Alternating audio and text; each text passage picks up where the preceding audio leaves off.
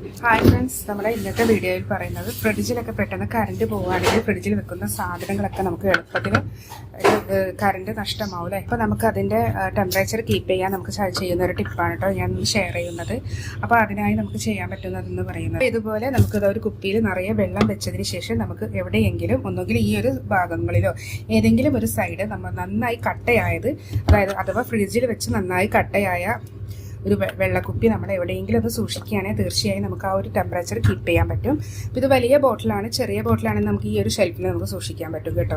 അതുപോലെ തന്നെ നമ്മുടെ ഫ്രിഡ്ജിൻ്റെ ഈ ഒരു ഡോറിൻ്റെ ഈ സൈഡ് ഒരിക്കലും നമ്മുടെ മതിലിനോട് തട്ടാതിരിക്കാൻ ശ്രദ്ധിക്കണം. കാരണം പെട്ടെന്ന് എർത്തടിക്കാനും അതുപോലെ തന്നെ ഷോക്ക് ഉണ്ടാകാനൊക്കെ സാധ്യതയുണ്ട്. അതുകൊണ്ട് തന്നെ മതിലിൽ നിന്ന് ഈ ഒരു ഡിസ്റ്റൻസ് ഒരു 2-3 സെൻറ്റിമീറ്റർ ഡിസ്റ്റൻസ് എന്തായാലും തീർച്ചയായും അത് നമ്മൾ കീപ്പ് ചെയ്യണം. അതുപോലെ ഫ്രിഡ്ജിൻ്റെ മുകളിൽ ഇത്തരം സാധനങ്ങളൊന്നും വെക്കാതിരിക്കുക. ണെങ്കിൽ തന്നെ തീർച്ചയായും ഇതുപോലെ ഒരു കട്ടിയുള്ള ഒരു ടവല് വെച്ചതിന് ശേഷം മാത്രം വളരെ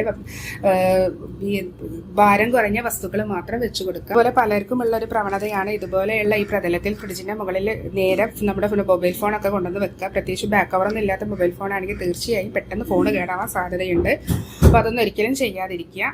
അതുപോലെ തന്നെ നമ്മുടെ ഫ്രിഡ്ജിൻ്റെ ബാഡ് സ്മെല്ലൊക്കെ പോകാൻ വേണ്ടി നമുക്ക് ഇതുപോലെ ഒരു ഹാഫ് പീസ് നാരങ്ങ നമുക്ക് ഇത് എവിടെയെങ്കിലും ഇതുപോലെ ഒരു സൈഡിൽ നമുക്ക് വെച്ച് കൊടുക്കാം. അപ്പം ഇങ്ങനെ വെക്കുകയാണെങ്കിൽ തീർച്ചയായും ഫ്രിഡ്ജിൻ്റെ ബാഡ് സ്മെല്ലൊക്കെ നന്നായി ഇത് വലിച്ചെടുക്കും. പിന്നെ ഈ നാരങ്ങ ഉപയോഗിക്കാൻ പാടില്ല കേട്ടോ, അത് ശ്രദ്ധിക്കണം. കാരണം നാരങ്ങ അതിൽ ഫ്രിഡ്ജിലെ വിഷാംശങ്ങളൊക്കെ വലിച്ചെടുക്കുന്നത് കൊണ്ട് പിന്നെ അത് ഭക്ഷ്യയോഗ്യമല്ല. ഇത് ഒരാഴ്ച കഴിഞ്ഞതിന് ശേഷം പിന്നെ കളയുക. അതുപോലെ തന്നെ മറ്റൊരു ടിപ്പ് എന്ന് പറയുന്നത് നമ്മുടെ മിക്സിയുടെ ജാറിലെ ബാഡ് സ്മെല്ലാണ്. പ്രത്യേകിച്ച് ഗരം മസാല അതുപോലെയുള്ള മസാല കൂട്ടൊക്കെ അടിച്ച് കഴിഞ്ഞിട്ടുണ്ടെങ്കിൽ മിക്സിക്ക് പ്രത്യേകിച്ച് ഒരു ബാഡ് സ്മെൽ ഉണ്ടാവും. അപ്പോൾ അത് പോക്കാനുള്ള ഒരു ടിപ്പാണ് നമ്മളുടെ ഈ ചെറുനാരങ്ങ എന്ന് പറയുന്നത്. ഈ നാരങ്ങ ഇതുപോലെ ഫ്രഷ് ആയിട്ടുള്ള വേണമെന്നില്ല കേട്ടോ, ചെറുനാരങ്ങയുടെ തൊലിയായാലും മതി. ഇത് ഇതിലേക്ക് ഇട്ടതിന് ശേഷം ഒരല്പം വെള്ളം കൂടി ഒഴിച്ചതിന് ശേഷം നമ്മൾ മിക്സി ഒന്ന് അടിച്ചു കൊടുത്താൽ മതി. അതിനുശേഷം നമ്മൾ സാധാരണ വെള്ളത്തിൽ കഴുകി കളയുകയാണെങ്കിൽ തീർച്ചയായും നമ്മുടെ മിക്സി ജാറിൽ ഉണ്ടാകുന്ന ദുർഗന്ധമൊക്കെ പോയിക്കൊള്ളൂ കേട്ടോ. അപ്പോൾ അത് വളരെ നല്ലൊരു ടിപ്പാണ്. അപ്പോൾ നമ്മളിത് ജ്യൂസിനൊക്കെ വേണ്ടിയിട്ട് ലൈമിനൊക്കെ വേണ്ടി അടിച്ച് കഴിഞ്ഞിട്ടുള്ള ബാക്കിയുള്ള തൊലി ഉണ്ടല്ലോ, അപ്പോൾ അത് എടുത്ത് വെച്ചാലും മതി. ഇതുപോലെ നാരങ്ങ ഉള്ളിൽ ഫ്ലഷ് വേണമെന്നൊന്നുമില്ല. അത് ഇട്ടതിന് ശേഷം ഒരു 2-3 എണ്ണം ഇട്ടാൽ മതി. അതിനുശേഷം ഒരു അല്പം വെള്ളം ഒഴിച്ച് മിക്സി അടിക്കുകയാണെങ്കിൽ മിക്സി ഒന്ന് ക്ലീൻ ആവുകയും ചെയ്യും. മാത്രമല്ല ബാഡ് സ്മെല്ലൊക്കെ നമുക്ക് തീർച്ചയായും പോവുകയും ചെയ്യും.